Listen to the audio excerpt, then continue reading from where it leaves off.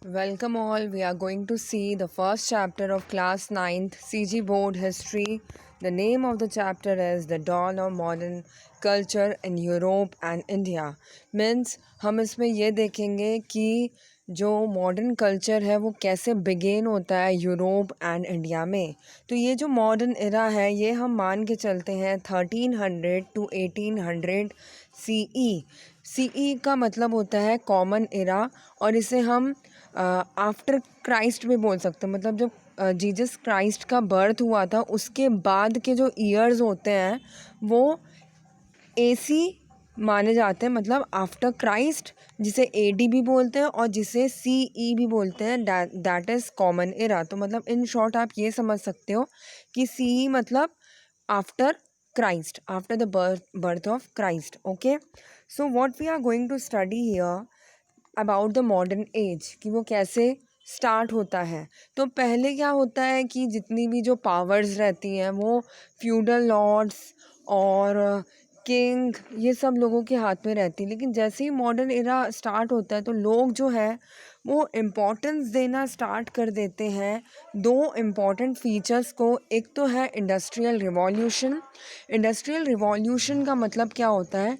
Industries बढ़ना। तो industries बढ़ने से फ़ायदा क्या होगा? ज़्यादा से ज़्यादा गुड्स मैन्युफैक्चर होंगे और इससे ज़्यादा से ज़्यादा क्या होगा? फ़ायदा होगा। ओके, एंड जो सेकंड थिंग थी वो थी डेमोक्रेटिक गवर्नमेंट। मतलब जो फ्यूडल लॉर्ड्स वगैरह जो पहले जो एग्जिस्ट करते थे, जो जिनके हाथ में ज़्यादा पावर्स थी, उनको इम्पोर्टेंस मिलना कम स्टार्ट हो गया और लोगों को एक प्लेटफॉर्म चाहिए था कि वो अपने व्यूज़ शेयर कर सके, उन्हें राइट्स मिले, उन्हें फ्रीडम मिले। तो ये सब जो चीज़ें हैं ये डेमोक्रेटिक गवर्नमेंट में पॉसिबल होती है। तो इसीलिए जो डेमोक्रेटिक गवर्नमेंट है उनको इम्पोर्टेंस देना स्टार्ट किया गया, तो वो कंट्रीज़ में स्टैब्लिश होने लग गई।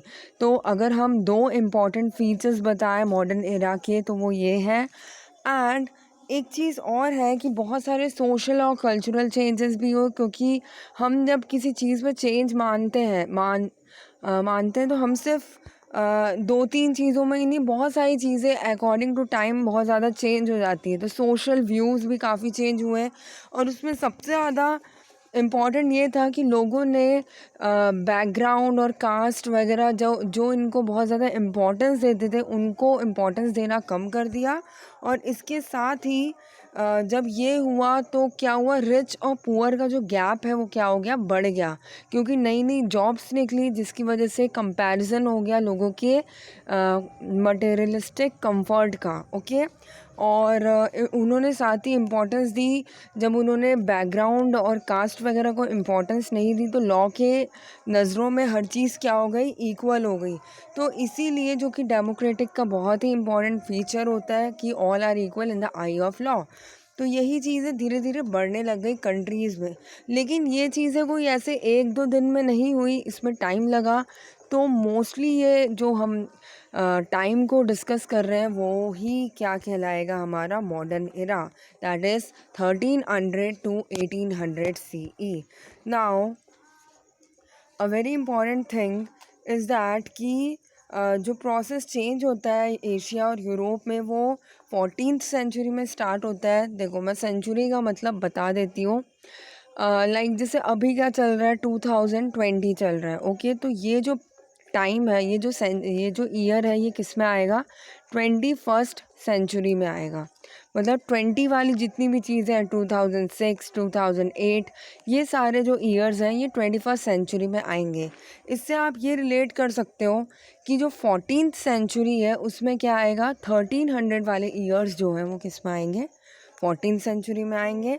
और 18th सेंचुरी में क्या आएगा, 1700 वाली चीज़ें आएंगी।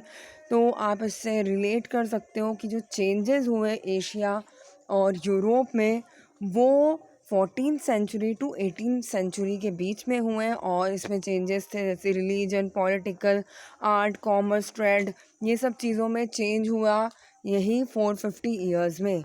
तो इससे क्या हुआ कि ज़्यादा से ज़्यादा सिटीज़ बनने लगी, ज़्यादा से ज़्यादा लोगों की सोच बदलने लग गई, नई नई जॉब्स आई, तो उससे इंसान जो है मतलब वो क्रिटिकली सोचने लग गया, और मतलब regionally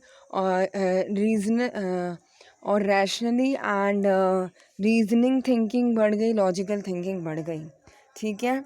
now the very important thing कि ये जो डेवलपमेंट हुए थे ये कहाँ हुए थे? एशियन की कंट्रीज़ लाइक जैसे India, Iraq, Iran, Turkey and European countries, जैसे कि जिसमें कि बहुत ज़्यादा चेंजेस आए, वो लाइक फ्रांस हो गया, और ब्रिटेन हो गया, जर्मनी हो गया, इटली हो गया, ये सारी कंट्रीज़ थी जिसमें बहुत ज़्यादा यूरोपियन नेशंस थे जिसमें बहुत ज़्यादा चेंजेस आए। ओके, सो मोस्टली अगर हम 14th और 18th सेंचुरी के बीच के प्रोसेस को सोचें तो ये जो मतलब मॉडर्न एरा है इसको हम 3 पार्ट में बांट सकते हैं। एक तो है रेनाइंस, एक है रिफॉर्मेशन एंड तीसरा है एनलाइटमेंट। तो इस चैप्टर में हम रेनाइंस के बारे में पढ़ेंगे, और इसका जो नेक्स्ट चैप्टर है उसमें हम रिफॉर्मेशन एंड एनलाइटमेंट के बारे में पढ़ेंगे। तो ये जो चीज़ें हैं इसमें कितना टाइम लगा? 450 ईयर्स लगे। Now we will see the next thing that the different facets of change.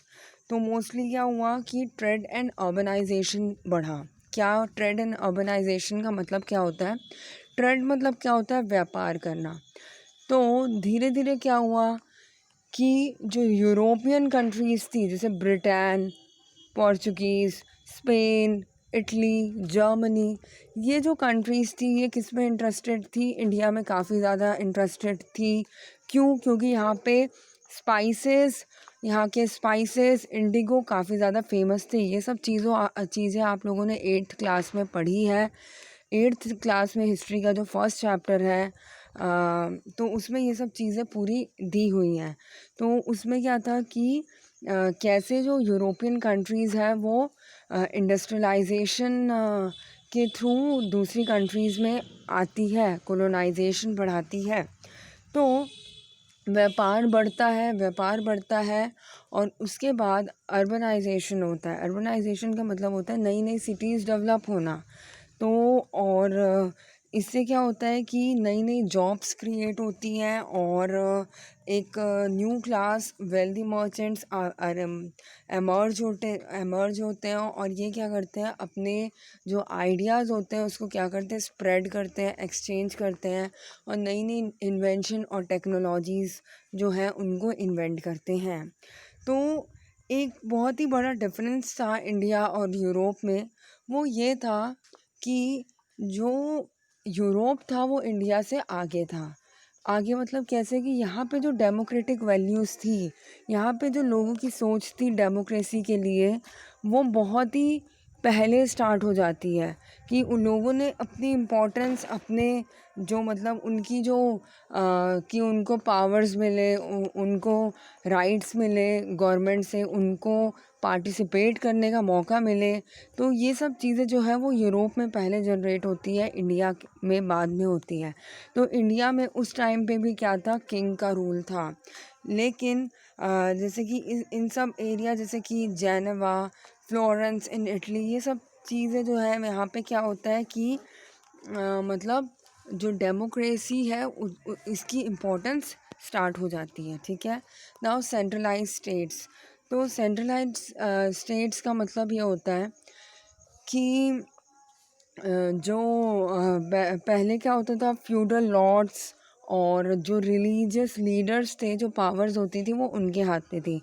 जो लोग थे उनको बिल्कुल सुपरस्टिशियस थे, काफ़ी ज़्यादा अंधविश्वास था, और जो उनके रिलीजियस लीडर्स बोल देते थे जैसे कि पोप वगैरह जो बोलते थे वो उस पर आँख बंद करके विश्वास कर लेते थे। लेकिन धीरे धीरे क्या हुआ कि जो पावर्स थी उनके हाथ से छीन के किंग के हाथ में चली गई। तो किंग के हाथ में क्या क्या पावर्स थी? पूरी पॉलिटिकल, इकोनॉमिक एंड जितनी भी पावर्स थी वो किसके हाथ में आ गई थी? किंग के हाथ में आ गई थी। और जो फ्यूडल लॉर्ड्स, ज़मींदार्स और जितने भी रिलीजियस लीडर्स थे इनके हाथ से पावर्स छीन ली गई थी। और एक और चीज़ इसमें कुछ एग्जांपल्स दिए हुए हैं, जैसे कि इंडिया में Vijayanagara empire and Mughal dynasty, और ईरान में सफविद एम्पायर था, और टर्की में ओटोमान्स एम्पायर थे। तो ये जो चीज़ थी ये धीरे धीरे क्या हो गई, मतलब ये चेंजेस आए। Now the next is the emergence of N urban middle class. तो इसका मतलब क्या होता है, अर्बन मिडिल क्लास का मतलब क्या होता है कि हुआ क्या कि नई नई जब इंडस्ट्रीज़ बनी, कंट्रीज़ में जब इंडस्ट्रीज़ को इम्पोर्टेंस दी गई तो उससे क्या हुआ, नए नए लोगों की ज़रूरत थी, क्योंकि इंडस्ट्री में काम करने के लिए लोग चाहिए। उनके काम अलग अलग होंगे, कोई अकाउंट्स का करेगा तो कोई फील्ड वर्क करेगा, कोई उसको स्प्रेड करने का काम करेगा। तो उनके क्या हुआ कि जो जॉब्स थी वो काफ़ी ज़्यादा नई नई आई। और एक और चीज़ हुई कि जैसे कि merchants, rich artisans, accountants, clerks, lawyers, professional artist, poets, writers and so on. तो these were are the example of middle class. तो इन्होंने क्या किया कि नई नई फील्ड्स को इम्पोर्टेंस दी, उसमें पार्टिसिपेट किया, जिसकी वजह से क्या हुआ कि एक नया एक क्लास ही आ गई जो कि मिडिल क्लास कहलाई। इनकी सोच क्या थी, वर्क हार्ड करने की, मेहनत करने की इनका एम था। और ये जो है वो काफ़ी ज़्यादा रिलीजन वगैरह पे बिलीव नहीं करते थे, इनका एम था पैसा कमाना। ओके सो और ये क्या करते थे, पैसे कमाने के लिए, गुड जॉब्स फाइंड आउट करने के लिए दूसरी कंट्रीज़ में भी जाते थे। तो इन्होंने दुनिया को एक क्रिटिकल आई से देखा, ये कोई सुपरस्टिशियस नहीं थे। इनकी जो सोच थी वो ये थी कि हमें कैसे भी करके पैसे पे कमाने हैं और हमें कुछ अच्छा करना है, कुछ अच्छा फाइंड आउट करना है। तो यूरोप में जो एजुकेशन होती थी उसका मतलब था ग्रीक और लैटिन को स्टडी करना, क्योंकि जितनी भी जो पुरानी बुक्स थी, जो मेन बुक्स थी, वो कौन सी लैंग्वेज में थी, ग्रीक और लैटिन में थी, जो कि बहुत ज़्यादा मुश्किल थी और इसको कॉमन पीपल नहीं पढ़ पाते थे। लेकिन बाद में क्या हुआ, इनको सिंपल लैंग्वेज में कन्वर्ट किया गया ताकि उसको कॉमन पीपल पढ़ सकें। और इससे क्या हुआ कि जो लोग हैं उन्होंने भी, उनको जब नॉलेज मिली तो उनकी सोच अपने आप बदली। ठीक है। और एक और चीज़ ये कि इंडिया में स्टडी का मतलब क्या था, पर्शियन, संस्कृत, इस टाइप की बुक्स पढ़ना। ओके तो इससे क्या हुआ कि बाद में जो लैंग्वेज थी वो काफ़ी ज़्यादा इम्पॉर्टेंट रोल प्ले करती है, क्योंकि जब बहुत ज़्यादा लैंग्वेज दूसरी लैंग्वेज में कन्वर्ट होती है तो उसको हर टाइप के लोग पढ़ सकते हैं। तो ये एक बहुत इम्पॉर्टेंट चेंज था। नाउ द नेक्स्ट इज़ एक और डिफरेंस था इंडिया और यूरोप में, वो ये कि यूरोप में किस चीज़ को इम्पोर्टेंस दी जाती थी। यूरोप जो है वो अकॉर्डिंग टू क्लास डिवाइड था। क्लास का मतलब ये है कि यूरोप में हर चीज़ें पहले आई, जैसे इंडस्ट्रियलाइजेशन पहले आया, मिडिल क्लास फैमिली जो है वो पहले एमर्ज हुई। तो इससे कि वहाँ पे जो लोग डिवाइड थे वो अकॉर्डिंग टू क्लास थे, मतलब upper class, middle class, lower class, upper middle class. तो इस टाइप से मतलब लोग according to money, according to status वो डिफाइन होते थे अपने कंट्री में। लेकिन इंडिया में क्या था, इंडिया में ये चीज़ थी कि इंडिया में रिलीजन के बेसिस पे डिवीज़न था कि मतलब कास्ट के अकॉर्डिंग उनको इम्पोर्टेंस मिलती थी, उनके रिलीजन को देखा जाता था। तो ये एक बहुत ही बड़ा डिफरेंस था यूरोप और इंडिया में। Now the next is the renaissance. Now this is very important. It's a study of ancient classics and travel abroad. तो the study of ancient classics का मतलब ये होता है कि जितनी भी पुरानी बुक्स जो बहुत ही इम्पोर्टेंट थी, जिन्हें हम महाकाव्य बोलते हैं, जो बहुत पहले से लिखी हुई रहती है, और तो उस चीज़ों को क्या किया गया, स्टडी किया गया। और साथ ही अलग अलग कंट्रीज़ में लोग गए। तो इस चीज़ को अब ब्रीफली समझाया गया है इस पार्ट में कि रेनायंस पीरियड में क्या क्या हुआ। तो ये एक पार्ट है 14th to 18th सेंचुरी का। तो रेनायंस में क्या होता है कि जो लैटिन और ग्रीक क्लासिक्स हैं वो मोस्टली किस चीज़ पे बिलीव करते थे, ह्यूमैनिटी एंड ह्यूमन लाइफ पे, मतलब जो बुक्स थी पुरानी जो कि ग्रीक और लैटिन लैंग्वेज में लिखी हुई थी, उनका एम क्या था?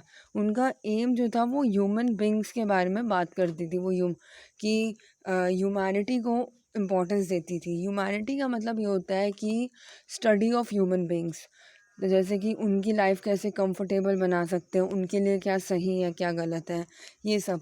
तो इससे क्या हुआ कि जो मेन एरियाज थे स्टडी के, जैसे कि politics, ethics, philosophy, law, civility, nature and physical world, ये सारी चीज़ें जितनी भी है एक प्रकार से ह्यूमैनिटी के अंदर ही आती है, क्योंकि ये सब कहीं ना कहीं डायरेक्टली और इनडायरेक्टली ह्यूमन लाइफ से बिलोंग करते हैं। क्या फ़िलॉसफी को हम ह्यूमन लाइफ से अलग कर सकते हैं? नहीं। लॉ को अलग कर सकते हैं? नहीं। ये सारी चीज़ें ह्यूमन लाइफ से रिलेट करती है, इसीलिए ये सब चीज़ें जो हैं वो एमर्ज होना स्टार्ट होने लग गई।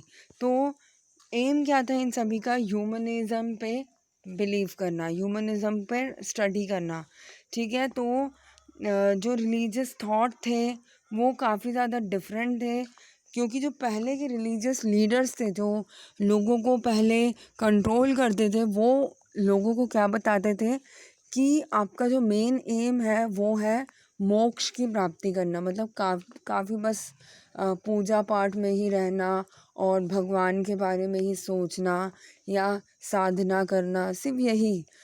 वो ह्यूमन मतलब मटेरियलिस्टिक कंफर्ट को वो इम्पोर्टेंस नहीं देते थे, वो ह्यूमन की स्टडी को इम्पोर्टेंस नहीं देते थे। लेकिन धीरे धीरे क्या हुआ कि कुछ लोग ऐसे आए जिन्होंने चेंजेस लाए, तो वो जो कुछ लोग थे उनके बारे में हम आगे पढ़ेंगे। Now the next is the middle age was the time had established itself across Europe. तो मिडिल एज में क्या हुआ था कि जो क्रिश्चियनिटी है ये क्या हुई, इस्टेब्लिश हुई यूरोप में। और इसमें से सबसे इम्पोर्टेंट था क्रिश्चियन चर्च, जो कि बिल्कुल भी नहीं चाहता था कि उसके कोई भी रूल्स एंड रेगुलेशंस को कोई भी क्वेश्चन करे। तो इस चीज़ को कंट्रोल कौन करता था? रिलीजियस लीडर्स करते थे। तो उन्होंने अपने रिलीजन का नाम लेके काफ़ी ज़्यादा मतलब लोगों से टैक्स लिया, उनसे पैसे लिए। तो इन सब की वजह से क्या हुआ कि कुछ ऐसे लोग आए जिन्होंने लैटिन और ग्रीक लैंग्वेज को पढ़ा मिडिल एजेस में, और उन्होंने जो चर्च है उसको अपोज किया। क्योंकि जब जो मार्टिन लूथर था उसने क्या बोला था कि आप लोग अपने क्लासिक्स पे बिलीव करो, अपने बाइबल पे बिलीव करो, ना कि ये रिलीजियस लीडर्स पे। तो इसीलिए जब कुछ लोगों ने बुक्स को पढ़ा, क्लासिक्स को पढ़ा, तो वो उन लोगों ने चर्च को अपोज किया। Now the next is the Islamic Kingdom of Iran and Iraq continued to translate and study the classics। तो कुछ कंट्रीज़ ऐसी थी ईरान और इराक में क्या हो रहा था, यूरोप में ये हो रहा था और ईरान और इराक में क्या हो रहा था कि वो ट्रांसलेट करने में लगी हुई थी क्लासिक्स को। तो वो क्लासिक्स पढ़ रहे थे और उन्होंने मतलब ट्रांसलेट करने में लगे हुए थे वो लोग। तो इसमें बहुत सारे जो इस्लामिक स्कॉलर्स हैं उन्होंने ट्रांसलेट किया literacy classics of China, India, Iran, Greek और इनटू उन्होंने इस लैंग्वेज को किस में कन्वर्ट किया? अरेबिक एंड पर्शियन में। तो यू कैन सी कि एशिया और यूरोप जो है वो काफ़ी मतलब इस्लामिक रीजन जो है वो इसीलिए वो काफ़ी ज़्यादा स्प्रेड हो जाता है from Europe to Asia to Europe. Okay. Now the next is when interest in the Greek and Latin classics revived in Western Europe in the 14th century, the classical texts preserved in the Arabic translation came to handy into also ancient mathematical and astronomical knowledge from India and scientific knowledge from China found their way to Europe scholars. तो क्या हुआ कि जो ancient mathematical and astronomical knowledge थी India और China की, इसी को यूज़ करके यूरोपियन ने अपना वे फाइंड आउट किया। मतलब जो स्टार्ट हुआ था, जैसे कि हम अभी इसमें आगे पढ़ेंगे कि चाइना ने इन्वेंट किया था गन पाउडर, चाइना ने इन्वेंट किया था कंपास। तो इससे क्या हुआ था कि magnet, sorry, it was not compass, it was magnet. Okay, तो चाइना ने मैग्नेट भी इन्वेंट किया था। तो इससे क्या हुआ, और इंडिया ने डेसिमल सिस्टम इन्वेंट किया। ज़ीरो का जो मतलब इन्वेंशन है वो किसने किया था, इंडिया ने किया था। तो इसी के थ्रू फिर आगे जो यूरोपियन लीडर्स, यूरोपियन के जो लोग होते हैं वो एस्ट्रोनॉमिकल नॉलेज पे जाते हैं, एस्ट्रोनॉमिकल स्टडीज़ करते हैं, साइंटिफिक नॉलेज को बहुत ज़्यादा फिर इन्वेंशंस बढ़ जाते हैं। Okay, so now the next is humanism in Europe. Now we are going to study कि कैसे यूरोप में ह्यूमनिज्म को इम्पोर्टेंस दी जाती है। तो जो यूरोपियन स्कॉलर्स थे उन्होंने काफ़ी ज़्यादा इंटरेस्ट लिया स्टडी करने में, कौन सी लैंग्वेज को, लैटिन और ग्रीक को। और उन्होंने ट्रेड और अर्बनाइजेशन बढ़ाया। ट्रेड मतलब व्यापार बढ़ाना, और अर्बनाइजेशन मतलब जो अनडेवलप्ड एरिया उसको डेवलप करना। तो जिससे कि क्या हुआ, जिससे कि न्यू जॉब्स क्रिएट हुई, और इससे जो new new professions and jobs आए। ओके, तो उसमें लोगों ने जब पार्टिसिपेट किया तो उसमें क्या हुआ, उनकी जो सोच थी वो ऑटोमेटिकली चेंज हुई। Now the next is the Latin scholar. Now we are going to study a very important point, please listen carefully. The Latin scholar Francesco Petrarch, ये कहाँ का था, इटली का था। इसको कंसीडर्ड किया जाता है, मतलब इसने काफ़ी ज़्यादा ह्यूमनिस्ट मूवमेंट पे मतलब वर्क किया है। तो ह्यूमनिस्ट मूवमेंट क्या हो गया कि इसने ह्यूमन जितने भी दूसरे लोग थे उनको अपनी खुद की इम्पोर्टेंस बताई थी, कि अपनी कंफर्टेबल लाइफ पे ध्यान देना, अपने आप को साइंटिफिकली लॉजिकली सोचना। तो ये सब चीज़ों में फ्रांसिस्को पेटार्च का बहुत ही इम्पोर्टेंट रोल है। वो इस चीज़ से काफ़ी ज़्यादा, जब उसने लैंग्वेज को पढ़ा, जब लैटिन लैंग्वेज को पढ़ा उसने, तो उसको काफ़ी ज़्यादा ख़राब लगा कि जो लोग हैं वो लैंग्वेज को प्रॉपरली यूज़ नहीं करते हैं। जब उसने लैटिन क्लासिक पढ़ा तो उसने लैंग्वेज को तो समझा, साथ ही साथ उसकी जो थिंकिंग थी वो भी, उसमें भी चेंजेस आए। उसने जो दुनिया है उसको एक क्रिटिकल आई से देखा। तो he was the starter, that is the Latin scholar Francisco Petrarch. Okay, now the next is the study of Latin and Greek began to spread rapidly. तो अब जो पेटार्च ने स्टडी किया वो अब तेज़ी से स्प्रेड होने लग गया। इससे क्या हुआ कि एक पर्सन आया जिसका नाम है German artisan Johannes Gutenberg. He is also very very important person. ये आपसे एमसीक्यू में पूछा जा सकता है कि 1439 में इसने इन्वेंट किया। They were helped in their task by the invention of printing press. तो क्या हुआ कि इसने क्या किया कि प्रिंटिंग प्रेस का इन्वेंशन किया, जिसके थ्रू क्या हुआ कि गुटनबर्ग में क्या किया कि उस बुक्स को, जिसको दूसरी लैंग्वेजेस में कन्वर्ट किया गया था, क्योंकि क्या हुआ कि जब लोग बुक स्टडी कर रहे तो वो उसको काफ़ी सारे लैंग्वेजेस में कन्वर्ट कर रहे थे ताकि लोग ईज़िली उसको समझ सकें। तो इसीलिए इस चीज़ को स्प्रेड करने के लिए जो गुटनबर्ग की जो प्रिंटिंग मशीन थी, प्रिंटिंग प्रेस थी, उसने उसको कॉमन कर दिया, और हैंड टू हैंड वो क्या हुआ, लोगों के पास गया। तो जिससे कि एजुकेशन, जो नॉलेज थी वो काफ़ी तेज़ी से स्प्रेड हो रही थी। तो इस जो मेन डिफरेंस था, बेसिक डिफरेंस था ह्यूमनिस्टिक स्टडी रेनाइंस पीरियड की और मिडिल क्लास की, वो क्या थी कि मिडिल एजेस में जितनी भी चीज़ें थी वो मेनली फोकस किस चीज़ पे करती थी, रिलीजियस थीम्स पे करती थी। लेकिन धीरे धीरे क्या हुआ कि लोगों ने जब बुक्स पढ़ना स्टार्ट किया, जब जैसे कि पैटार्च ने जब स्टडी किया तो उसने लैटिन लैंग्वेज को, तो उसने काफ़ी ज़्यादा मिस्टेक्स फाइंड आउट की कि लोग प्रॉपरली इस चीज़ को स्टडी नहीं कर रहे हैं।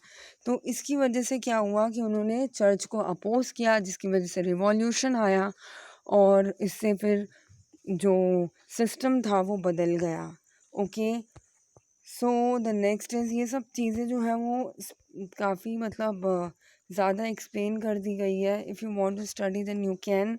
Now the next is the well known Dutch humanist, his name was humanist Erasmus. तो इसने क्या किया, इसने स्टडी किया और इसने जो ओरिजिनल द ग्रेट क्रिश्चियन, एक सेकेंड ना, हाँ, the humanist no longer hesitated to air their views about the church. तो जो ह्यूमनिस्ट थे वो डरते नहीं थे अपने व्यूज़ को सामने रखने में। उनको जो चीज़ चर्च की गलत लगती थी वो डायरेक्टली उसको क्रिटिसाइज़ कर देते थे।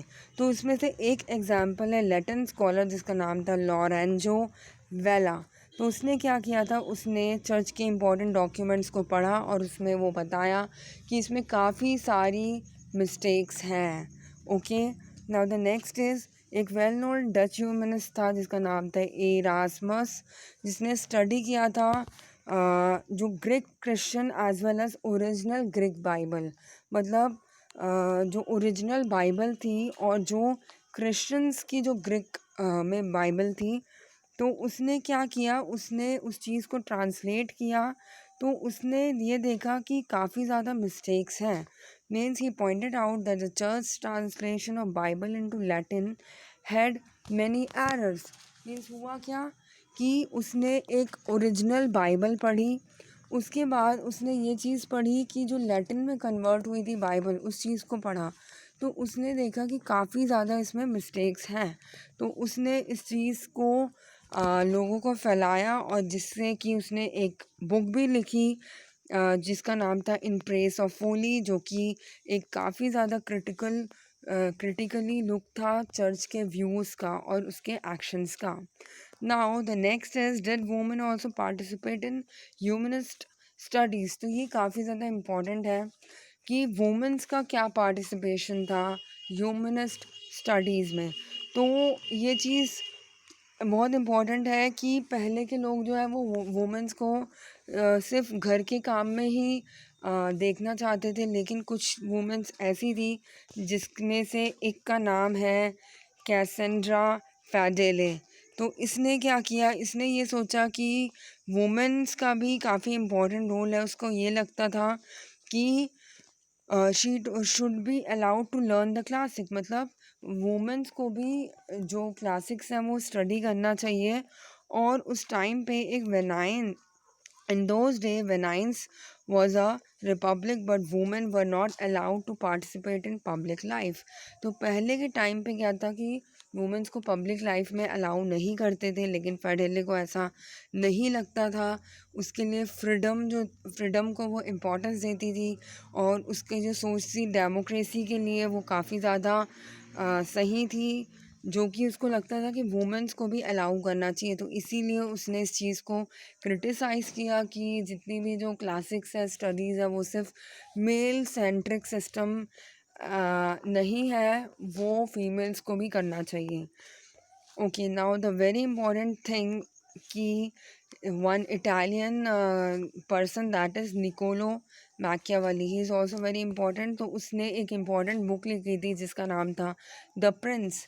कब लिखी थी? 1513 में। तो उसने ये बताया था कि लोग जो है वो कहीं ना कहीं पॉलिटिक्स से कनेक्टेड है, अपने आप को वो उससे अलग नहीं कर सकते, क्योंकि जो भी पॉलिटिकल सिस्टम कंट्री के लिए बनता है वो उस चीज़ में इन्वॉल्व रहते हैं। जैसे कि हमारी कंट्री में जो भी गवर्नमेंट सिस्टम बनाएगी वो हमारे लिए है। तो वो जो लोग हैं वो अपने आप को पॉलिटिकल सिस्टम से दूर नहीं कर सकते। और उसने ये भी बताया कि जो किंग है वो कैसा होना चाहिए। एक जो द प्रिंस, मतलब बुक का नाम से ही पता चल रहा है कि जो किंग है वो कैसा होना चाहिए, कि उसके लिए क्या सही है, वो कैसे अपनी कंट्री को उठा सकता है और कैसे गिरा सकता है और कैसे आसपास के लोगों को हैंडल कर सकता है। ये एक बहुत बड़ी रिस्पॉन्सिबिलिटी होती है। तो उसने निकोलो मैकियावेली ने इस चीज़ के बारे में बताया था। ओके, सो मोस्टली हमने किसके किसके बारे में पढ़ा? इटालियन मैकियावेली के बारे में पढ़ा। वुमेन्स में एक बहुत ही इम्पोर्टेंट पर्सन थी जिसका नाम था कैसांड्रे फेडेले, जिसने कि ये सोचा कि वुमेन्स का भी इम्पोर्टेंट रोल है किस चीज़ में? क्लासिक्स को पढ़ने में। Okay, now the one more important person was Dutch का था, ये कौन था? इरास्मस था। एंड एक और कौन था जिसने मिस्टेक्स बताई थी? ये था लॉरेंजो वेला। नाउ द नेक्स्ट इज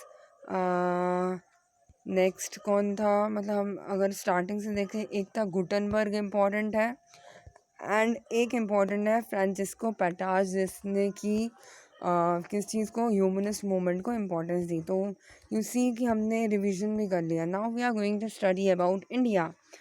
तो इंडिया में क्या हुआ कि जो स्टडी थी वो मेनली संस्कृत, पर्शियन, अरेबिक और इन सब चीज़ों की स्टडी की जाती थी, और इसी में ही चीज़ों का ट्रांसलेशन होता था। तो जब धीरे धीरे मुग़ल एम्पायर्स आ गए तो उन्होंने नई इनिशिएटिव्स को काफ़ी ज़्यादा एनकरेज किया। तो उन्होंने मुशीम्स और मुनीम्स को काफ़ी ज़्यादा इम्पॉर्टेंट प्लेस दी, क्योंकि ये जो लोग थे ये किंगडम के इम्पॉर्टेंट वर्क को हैंडल करते थे, जैसे डॉक्यूमेंट्स को संभाल के रखना, ये सब चीज़ें, या अकाउंटेंट्स, इस टाइप के लोगों को काफ़ी ज़्यादा इन्होंने इम्पोर्टेंस दी। तो ये जो कोई भी जो रूलर है, उन्होंने साथ में ये भी बताया कि कोई भी जो रूलर है वो इनके बिना इंडिपेंडेंट नहीं है, क्योंकि जो एजुकेटेड मैनेजर्स एंड अकाउंटेंट्स थे उनके बिना कोई भी किंग जो है वो काम नहीं कर सकता। तो इसीलिए उन्होंने इस चीज़ को काफ़ी ज़्यादा importance the. Now the next is the people took inspiration from different sources. They influenced the way they live and the lifestyle was adopted. That was not all. Now the तो इसमें क्या हुआ कि जो मुशीम्स थे, मुनीम्स थे, वो ऐसे भी थे कि वो ऐसा नहीं होता था कि वो एम्परर या किंग को टोटल फॉलो करते थे। वो इंडिपेंडेंट थे, उनकी जो थिंकिंग थी वो काफ़ी ज़्यादा क्रिटिकल थी। और इससे क्या होता था कि उसने for example many munims even criticized Aurangzeb for his religious politics. तो जो मुशीम्स थे उन्होंने औरंगज़ेब की जो रिलीजियस प्रैक्टिस की थी उसको काफ़ी ज़्यादा क्रिटिसाइज़ भी किया। Now there was one other significant difference between India and Europe. अब क्या है, इंडिया और यूरोप में एक और बहुत ज़्यादा इम्पॉर्टेंट डिफरेंस है, वो ये कि यूरोप में जो प्रिंटिंग प्रेस और जो नॉलेज बहुत जल्दी स्प्रेड हो रही थी, जो आइडियाज़ काफ़ी जल्दी स्प्रेड हो रहे थे, वो इंडिया में उसमें लोग काफ़ी ज़्यादा इंटरेस्टेड नहीं थे उस टाइम पे। तो उन्होंने इस चीज़ को काफ़ी ज़्यादा इम्पोर्टेंस नहीं दी। Now you can see the munshi and munim. इसका मतलब क्या होता है कि मुग़ल टाइम्स के पीरियड की बात हम कर रहे हैं कि ऐसे लोग जो काम करते हैं रूलर कोर्ट्स में एंड विद मर्चेंट्स, जिनका काम क्या रहता है, एडमिनिस्ट्रेटिव टास्क को करना, जैसे लीगल डॉक्यूमेंट्स बनाना, बुक्स को मेंटेन करना, अकाउंट्स देखना और बहुत सारे इवेंट्स को हैंडल करना। तो ये सब चीज़ें जो हैं ये करते थे। एक Chhattisgarh Ratanpur kingdom wrote a satirical poem जिसका नाम था खूब तमाशा। तो इसमें इन्होंने क्या बताया है कि क्विंग और क्वीन जो रतनपुर के थे और उनके दीवान्स, उनके साथ उन्होंने काफ़ी ज़्यादा फ़न किया, और इसी चीज़ को उन्होंने 2 वर्ड्स के थ्रू बनाया जो कि पर्शियन ओरिजिन से लिया गया। मतलब ये जो खूब तमाशा, इसके जो 2 वर्ड्स हैं ये किस चीज़ के हैं? ये पर्शियन लैंग्वेज के हैं। Now a very important a new artistic trends. तो इसका क्या मतलब है, मैं आपको एज अ स्टोरी बताऊंगी, एक एक लाइन नहीं बताऊंगी, क्योंकि हिस्ट्री को अगर आप एक एक लाइन पढ़ोगे तो कंफ्यूज हो जाओगे। तो न्यू आर्टिस्टिक ट्रेंड्स का सिंपल लाइन में मतलब ये है कि 1300 में कई जगह पे आर्ट को काफ़ी ज़्यादा इम्पोर्टेंस दिया गया। आर्ट मतलब क्या होता है, वी कैन से कि जो मोन्यूमेंट्स रहते हैं या फिर जो पेंटिंग्स रहती हैं उनको काफ़ी ज़्यादा इम्पोर्टेंस दी गई। तो इस टाइम पे एक नई टेक्निक आई जो इंडिया में तुर्क लेके आए थे, वो था डोम्स एंड आर्चेस। तो डोम्स एंड आर्चेस क्या होता है अपन ये देखेंगे। डोम्स हम इसको बोल सकते हैं, डोम्स मतलब वो जो ऊपर गोल होता है ना वो, एंड आर्चेस मतलब you can see these all are the arches. So इसमें क्या होता था कि नए नए टाइप से बिल्डिंग्स बनाई गई, तो जैसे कि नई टेक्निक्स का यूज़ किया गया। और ये जो चीज़ है, ये सबसे पहले जो ये टेक्निक यूज़ की गई थी डोम्स और आर्चेस की, ये सबसे पहले डेवलप की गई थी ग्रीस और रोम में। ओके, और इंडिया में इसको कौन लेके आया था? तुर्क लेके आए थे। तो 6.3 जो फिगर है, ये वाली जो ग्रेट टेम्पल है, इसमें यू कैन सी कि ये जो पिलर्स हैं ये कितने मोटे हैं। तो ये क्या करते हैं कि इससे क्या होता है कि जो पिलर्स हैं वो सपोर्ट करते हैं, जो छत का वेट होता है उसको क्या करते हैं, वो सपोर्ट करते हैं। तो इस टाइप की जो चीज़ें हैं ये इंडिया में भी देखने को मिली है। और एक और इम्पॉर्टेंट टेम्पल है जिस that is कांदरिया Mahadeva.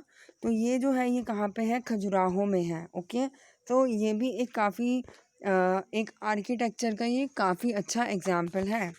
Now the next is the Notre Dame cathedral in Paris, जो कि फ्रांस में है। ये कौन से स्टाइल में है? इसका जो आर्किटेक्चरल स्टाइल है ये गोथिक स्टाइल में है। Okay, now the next is you can see this domes. So ये क्या है? ये इनसाइड व्यू है किसका? पैंथियन का। तो ये जो डोम्स थे ये कैसे बाहर से इतने अच्छे नहीं दिखते थे। You can see the front look. ये जो है ये बाहर का लुक है ये। ओके, और अंदर का लुक देखो कितना अच्छा है। तो इससे क्या होता है कि मतलब जो वॉल्स हैं वो काफ़ी ज़्यादा ऊपर नहीं है, एक गोल शेप्ड में है। तो ये सब चीज़ें काफ़ी ज़्यादा आर्किटेक्चर पे काफ़ी ज़्यादा वर्क हो रहा था। कब? रेनाइंस पीरियड में।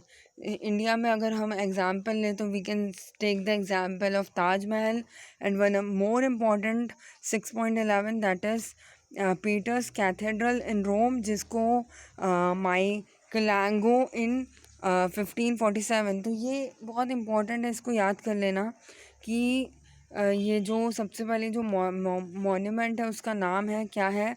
पीटर्स कैथेड्रल इन रोमन, जो कि किसने डिज़ाइन किया गया है? माइकलैंगो 1547 में। ओके, तो ये जो स्टाइल है ये कौन सा स्टाइल है? क्लासिकल स्टाइल है। तो ये जो है आज भी काफ़ी ज़्यादा फेमस है और आज भी काफ़ी ज़्यादा प्रैक्टिस किया जाता है। Now the next is painting and sculpture. तो जब रेनाइंस पीरियड की खासियत ये थी, पेंटिंग तो पहले भी होती थी, लेकिन रेनाइंस पीरियड की खासियत ये थी कि पहले क्या होता था कि जो पेंटिंग थी वो जीसस या फिर जो क्रिश्चियंस होते थे उनके जो महाकाव्य थे, एपिक्स थे, उन्हीं के ऊपर बनाया जाता था। कुछ खास पेंटिंग ही बनाई जाती थी। लेकिन इस पीरियड में क्या हुआ कि ऐसा फर्स्ट टाइम हुआ कि नॉर्मल लोगों की पेंटिंग बननी स्टार्ट हुई। तो इसमें नई नई चीज़ें देखने को मिली, जैसे कि ये जो पेंटिंग है यू कैन सी कि इसमें जो पीछे जो फोर्ट बना हुआ है ये दिखाई दे रहा है कि ये दूर है, और ये जो लोग सामने खड़े हैं ये भी समझ में आ रहा है कि ये सामने खड़े हैं। तो इस चीज़ की स्टडी हुई कि जो दूर की चीज़ें हैं, अगर हमें पेंटिंग में किसी चीज़ को दूर की तरफ शो करना है तो उसे छोटा बनाया जाए, और किसी चीज़ को अगर सामने शो करना है तो उस चीज़ को बड़ा बनाया जाए एज़ कंपेयर बैकग्राउंड। ओके, तो इस टाइप की चीज़ें स्टडी हुई। इसके साथ ही कलर्स का यूज़ किया गया। साइंस मतलब साइंस ये कि हिसाब लगाना कि किस चीज़ को छोटा बनाना है, किस चीज़ को कितना छोटा बनाना है, किस चीज़ को कितना बड़ा बनाना है। तो ये सब चीज़ें जो हैं ये एक प्रकार से कलर टेक्निक एंड साइंस में ही आएगी। Okay, now the next is one very famous example of painting figure 6.13 you can see this painting। तो ये किसने बनाया था? आर्टिस्ट रफाल ने बनाया था, जिसने कि क्या किया कि ह्यूमन फीचर्स को डिस्टेंट में शो किया, और तो मतलब स्मॉल ह्यूमन फीचर्स को दूर दिखाया और जो सामने खड़े थे उनको बिगर में दिखाया। ओके, तो ये आइडिया जो था ये क्या कहलाता है? ज्योमेट्रिक प्रोपोर्शन कहलाता है। Okay, now the next is another technique emerged from science which was developing rapidly during this period। तो एक क्या था, ह्यूमन की जो एनाटॉमी होती है उस पर भी स्टडी करना स्टार्ट हुआ कि ह्यूमन की जो आइज़, नोज़, उनकी जो रिलेटेड स्टडी होती है उनके anatomy. You can see here कि आर्टिस्ट ने इस चीज़ की स्टडी की पेंटिंग्स बनाने के लिए।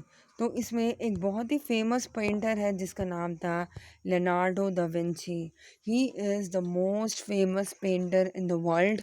और इसकी जो पेंटिंग है जो कि है ये वाली मोनालिसा, ये दुनिया की सबसे महंगी पेंटिंग है आज की डेट में। तो इसका रीज़न क्या था, ये एक पहला पर्सन था जिसने फ्रंट फेस बनाया था। क्योंकि पहले की पेंटिंग्स क्या होती थी, यूजुअली साइड से होती थी या दूर बैठे हुए लोग होते थे। लेकिन ये एक पहला पर्सन था जिसने फ्रंट फेस बनाया और उसने जो बैकग्राउंड था उसको ब्लर कर दिया था। और इसमें बहुत ही इम्पोर्टेंट मतलब इसके जो फीचर्स हैं ये काफ़ी रियलिस्टिक हैं। तो ये पहली पेंटिंग थी इसलिए ये काफ़ी ज़्यादा फेमस है। और इसकी जो कैप्टिव स्माइल है इसकी वजह से भी ये काफ़ी ज़्यादा फेमस है। तो दो बहुत ही इम्पोर्टेंट पेंटर्स हैं, एक तो लियोनार्डो दा विंची जिसने मोनालिसा की पेंटिंग बनाई थी, और दूसरा है माइकलैंगो, ये भी काफ़ी ज़्यादा इम्पोर्टेंट है। तो ये दोनों को परफेक्ट एग्जाम्पल माना जाता है, रेनांस मैन माना जाता है।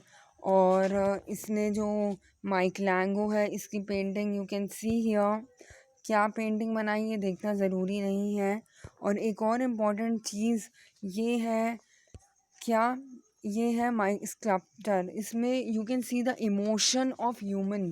कि एक इस पेंटिंग में क्या दिखा रहा है कि एक जो मदर है उसने अपने सन की बॉडी पकड़ी हुई है, डेड डेड बॉडी पकड़ी हुई है।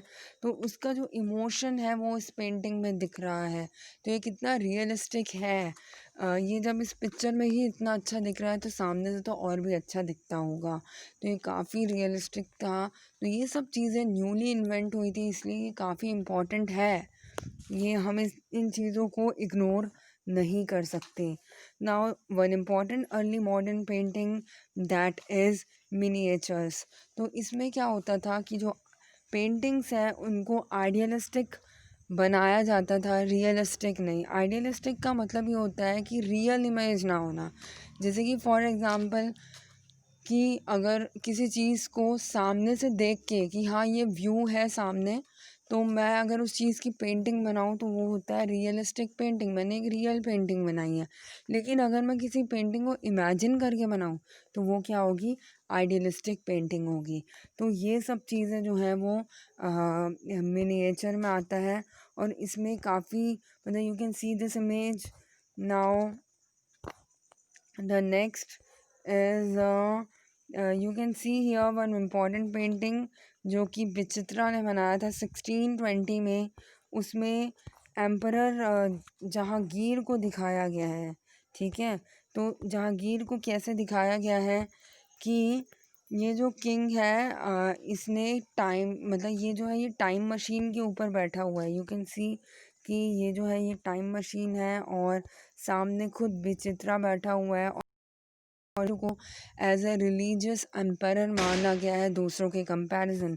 तो इस चीज़ को इसमें डिपेक्ट किया गया है। यू कैन सी यहाँ कि जो जहांगीर है वो इस पेंटिंग में अपने आप को ये शो करना चाहता है कि वो मास्टर्ड है टाइम का और उसने केयर किया रिलीजन को काफ़ी ज़्यादा केयर किया और उसने रिलीजियस लीडर को काफ़ी ज़्यादा इम्पोर्टेंस दी as compare to emperors and king. तो you can see here this figure. Now the next is the scientific revolution. अब हम scientific revolution के बारे में स्टडी करेंगे कि theism मतलब द बिलीव इन गॉड। सो मतलब जो भगवान पे बिलीव करता है वो theism कहलाता है। तो ये जो है ये डोमिनेटेड थिंकिंग थी यूरोप में मिडिल एज में। और इसका काफ़ी ज़्यादा influence Islamic countries and India में भी काफ़ी ज़्यादा था कि जो मेन जो अल्टीमेट गोल होता है लाइफ का वो क्या होता है, ट्रुथ। और ट्रुथ की प्राप्ति मतलब गॉड को अगर तुमने अचीव कर लिया तो तुमने ट्रुथ को भी अचीव कर लिया जिसने यूनिवर्स को क्रिएट किया है। तो उस टाइम पे फिज़िकल वर्ल्ड की मतलब you can see here there was no place for studying the physical world in such thinking. तो उस टाइम पे जब वो गॉड को काफ़ी ज़्यादा इम्पोर्टेंस देते थे, तो फिज़िकल नॉलेज को, फिज़िकल वर्ल्ड को इतनी ज़्यादा इम्पोर्टेंस नहीं देते थे। और such study was even seen as being oppose to religious life. तो अगर फिज़िकल वर्ल्ड को पढ़ना मतलब अपने रिलीजन को से दूर होना, तो वो इस चीज़ों को मानते थे। तो साइंस जो है वो मिडिल एजेस में डेवलप नहीं हो सका था।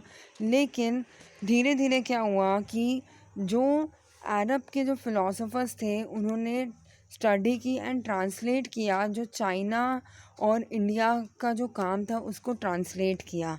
अब उन्होंने क्या ट्रांसलेट किया, हम इस चीज़ को स्टडी करेंगे कि इंडिया ने अडॉप्ट किया था। जैसे कि इंडियन ने मैथमेटिक्स में डेसिमल नंबर सिस्टम को अडॉप्ट किया। और इसके साथ ही जो चाइना है उसने इन्वेंट किया gun powder, magnet, block printing.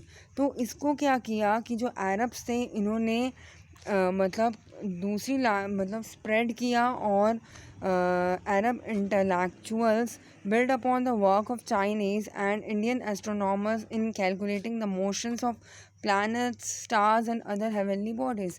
मतलब ये इस चीज़ से, इंडिया और चाइना के वर्क से उनको एक बेस मिल गया, जिसकी हेल्प से उन्होंने एस्ट्रोनॉमी पे काफ़ी ज़्यादा वर्क किया, like calculation of motion of planets, stars and other heavenly bodies. तो इससे यूरोपियन साइंटिस्ट जो थे उन्होंने इस चीज़ को काफ़ी ऊपर लेके गए, उन्होंने नई नई चीज़ों को देखा। तो इसीलिए उनका काफ़ी ज़्यादा इंटरेस्ट और बढ़ गया था इंडिया और चाइना के लिए। ठीक है, तो अरब साइंटिस्ट जो है वो इंडियन एंड चाइनीज़ साइंस को कहाँ लेके आते हैं, यूरोप में लेके आते हैं। ये बहुत इंपॉर्टेंट पॉइंट है। Now, when the study of Greek and Latin classic was revived in Europe, the people there began studying scientific literature from Greece as well as works from the works of Arab science।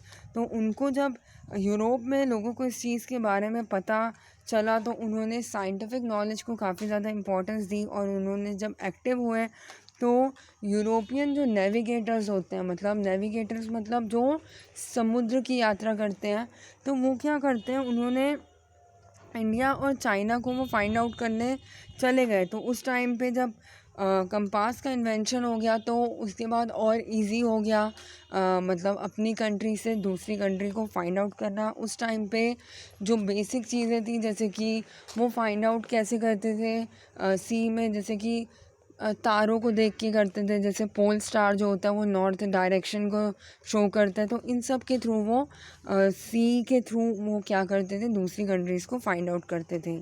उसी time पे एक और जो चीज़ थी, बाद में क्या हुआ, टेलीस्कोप का इन्वेंशन हुआ। तो उससे क्या हुआ कि जो दूर की चीज़ें थी वो मतलब टेलीस्कोप विद ग्लास लेंस। तो उससे क्या हुआ था कि जो दूर की चीज़ें थी, जो लॉन्ग डिस्टेंस थी, वो काफ़ी ज़्यादा मतलब दिखने लग गई। Okay, so the telescope with glass lens had just been invented, so it help them to look long distances across the sea, ताकि वो दूर की जगह को अच्छे से देख सकें।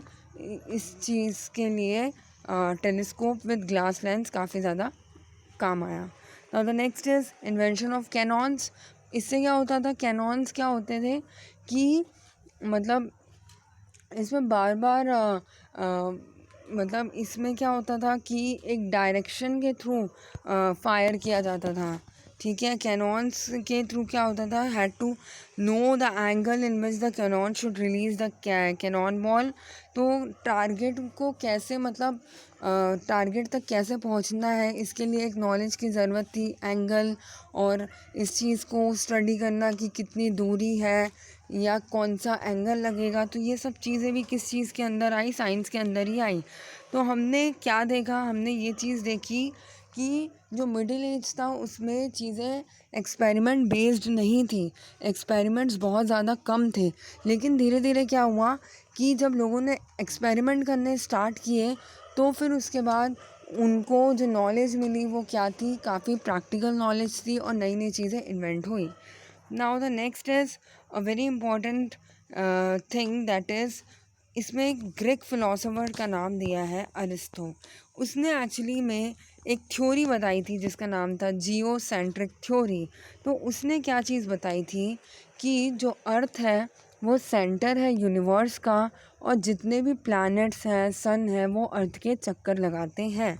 लेकिन बाद में एक पर्सन आया, एस्ट्रोनॉमर आया, जिसने मोशन ऑफ प्लैनेट्स वगैरह की स्टडी की, और उसने प्रॉब्लम फेस की। उसने ये बताया, इसका नाम क्या था, निकोलस कॉर्पनिकस। उसने क्या बताया कि जो सेंटर है वो अर्थ नहीं है, वो सन है। सेंटर सन है, और जो अर्थ है और अदर प्लैनेट्स हैं वो सन के चक्कर लगाते हैं। तो ये किसने बताया, निकोलस कॉर्पनिकस ने। नाउ उसने मतलब जो बाइबल में जो वो थे, जो क्रिश्चियंस थे, मतलब जो पोप थे, जो रिलीजियस लीडर थे, वो इस चीज़ को एक्सेप्ट करने को तैयार नहीं थे कि इंडिया जो है वो जो अर्थ है वो सेंटर नहीं है, सन सेंटर है। तो उनको काफ़ी ज़्यादा डिसअपॉइंटमेंट हुआ, और वो इस चीज़ को बिलीव करने के लिए तैयार नहीं थे। फिर उसके बाद एक कुछ नए लोग आए, जैसे कि जो कॉर्पनिकस ने बताया था, उसने सब सही बताया था कि जो सन है वो सेंटर है यूनिवर्स का, और जो अदर जो प्लैनेट्स हैं वो उसके चक्कर लगाते हैं। लेकिन उसमें भी एक मिस्टेक थी। उसने ये बताया था कि जो एक्सेस होता है, मतलब जो राउंड था, जो ऑर्बिटल, वो क्या था, सर्कुलर पाथ था। ठीक है, मतलब अर्थ जो है वो एज अ सर्कुलर पाथ में मोशन करता है। लेकिन बाद में कैपलर्स कैलकुलेशन में क्या बताता है कि जो पाथ था वो सर्कुलर नहीं है, वो क्या है, ऑर्बिटल है। ओके, तो यू कैन सी कि कैसे नई नई चीज़ है। मतलब स्टार्ट किसने किया, अरिस्टो ने किया, कि उसने क्या बताया, सन सेंटर है, लेकिन अर्थ सेंटर है। लेकिन बाद में कॉर्पनिकस ने उसको क्लियर किया कि सन जो है वो सेंटर है। तो उसको फिर थोड़ा सा क्लियर किसने किया, कैपलर्स ने क्लियर किया कि जो मोशन होता है वो ऑर्बिटल में है, मतलब वो एक सर्कुलर पाथ में नहीं है।